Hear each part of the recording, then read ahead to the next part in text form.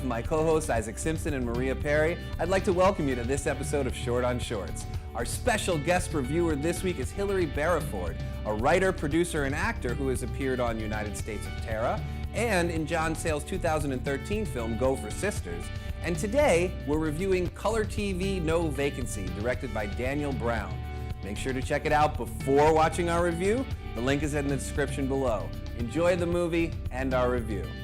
My pick is Color TV No Vacancy by Daniel Brown. It's a visually stunning semi-anthology film featuring separate stories about different characters connected only by their presence in a strange hotel room, or I guess motel, I guess would be a better way of putting it. This short is really all about the look. I chose it because I was wondering basically if any of you could figure out what was happening in this movie because it's so cool looking, but I could not figure out if there were stories happening. I could maybe figure out one story, but was there any larger connection? So I read a lot of like urban legends and creepy stories online, and one of my favorite recurring themes, I guess, it's, I don't remember what it's called, it's usually called like place Gothic, that's how they're tagged, so it'll be like American Gothic or traveling Gothic, whatever. So the idea is that there's these liminal spaces, which is kind of like a place where things can happen, things can cross over and whatnot. And rest stops and motels are one of the most popular ones to have like scary stories happen in. Yeah. You've got ghosts, you've got, so many horror movies take place in this kind of place. But I love the idea that like fairy tales can happen there too. And I felt like this was a very sort of cute, almost urban take on fairy tales happening in this liminal space. And it's just so pretty.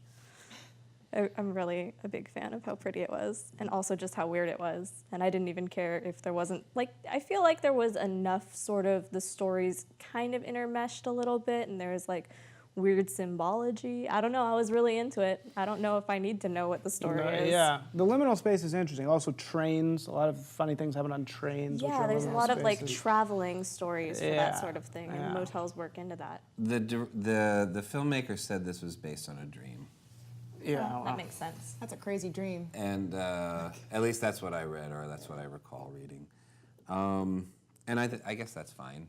I think that if you are a fan of what we sort of broadly and kind of sloppily call experimental film, that you'll probably like this. But it is just a bunch of images thrown together. They're beautiful. Ah, stunning. They're really beautiful, and the visual effects are fantastic. But I don't think there's any connection. There's just I don't think he tried, to tell you the truth. It was just total visual ideas only. Yeah, my problem with stuff like this is that there did not seem to be any sort of coherent rules or structures to the world that he was creating. And you can say, oh, it's a dream, and that's bullshit. I'm sorry. Yeah, Dreams have structure, just like everything else, because they come from your brain. And don't I get me feel like started, each individual story had its structure, though. Then either make 4 films, or make it clear that they are 4 not at all connected stories, right? Other than the fact that they all happen to occur in this motel. Well, I kind of wanted to see if you, because Maria, I know you're very good at like deciphering these things. So I just wanted to know if you guys could see any in there, because I couldn't either. And honestly, I think this is the sort of film that it's so pretty, and there's so much like, the worlds are cool, even if the stories aren't fully there, that I'm gonna remember this, and I'm gonna come back to this in like a year and be like, oh, I remember the story from this, because my brain will have filled in what the hell the story was. And I'll rewatch it and be like, nope, it wasn't there, I was wrong. I do that with rereading shit all the time, like the stuff that you read it and you feel like you're having a fever dream, and then I come back and I'm like, oh no, this was a really good story, I was wrong. It's not that it's not a good story, it's just that the pieces aren't all there. I'm gonna fill in the blanks later, that's fine, I'm not concerned with that. It's gorgeous and I'm gonna wanna watch it again, and that's what I'm concerned with. Yeah, it's very gestalted, like it's thrown together. But I like in the beginning how there's that voiceover and pulled from somewhere else, and it says like, what do you wish to escape from?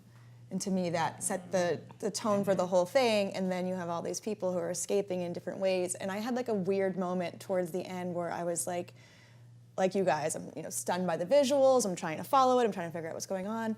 and I went, wow, this film is really anti-women, right? Because they're just getting That's true. beat up all over the place. And then all of a sudden, that musician from the parking lot came in and unsheathed her sword and went all Kill Bill on that crazy guy, and like everyone seemed to take back their power in some way. The prom queen left. Like there was a weird turn, and I know it's not like a full story, but That's interesting. Okay. I saw this turn in it that I wasn't looking for and didn't necessarily want to see, but went, oh, okay, now it's ending with it started with all the guys who are all really hot for being bad guys, by the way.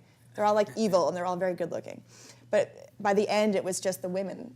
All the guys were out of it, and it was just focused on the women. I don't know. And it had a lot of weird, like, religious and theological ties. Right, yeah. Because you had, like, the angel, and then you had the Indian goddess, and then you had what's basically the Virgin Mother when she goes and picks up the baby after not having her prom night sex. Yeah. Oh. There's a lot of like religious symbolism thrown in there, and I just feel like yeah. there's a lot going on, So and maybe given there some is more time, happening here. Then. given some time, my brain will make a sense of it, but I don't need It'll it make up to a right story. now. Exactly. I don't know anything about Daniel Brown. Is that his name? Yes, I believe. Except for that, I believe he is a commercial director in Seattle or something like that. But I don't know if he is his own cinematographer or his own visual effects artist or what have you. But assuming that he is not, then those are two people who had an enormous impact on the way that this film looked. Yeah. So, and by the way, I really want to stress that this is just, I was destined not to like this film because it's just not my thing, right? It's like asking us, someone who's not a sports fan to like sports. But it is beautiful. I mean, it really, really is beautiful, and it is executed with tremendous proficiency. These guys are all super duper talented, and it is an imaginative vision. It's just not for me a coherent or a particularly compelling one. And it's surprising. I think that's an important thing to remember, because how many shorts have we watched that we all know where it goes and where it ends? At least with this one. That's very true. Whether you liked it or didn't like it, at least you had no idea what was going to happen next or how it was going to be expressed. There was that element of surprise. I think is really cool.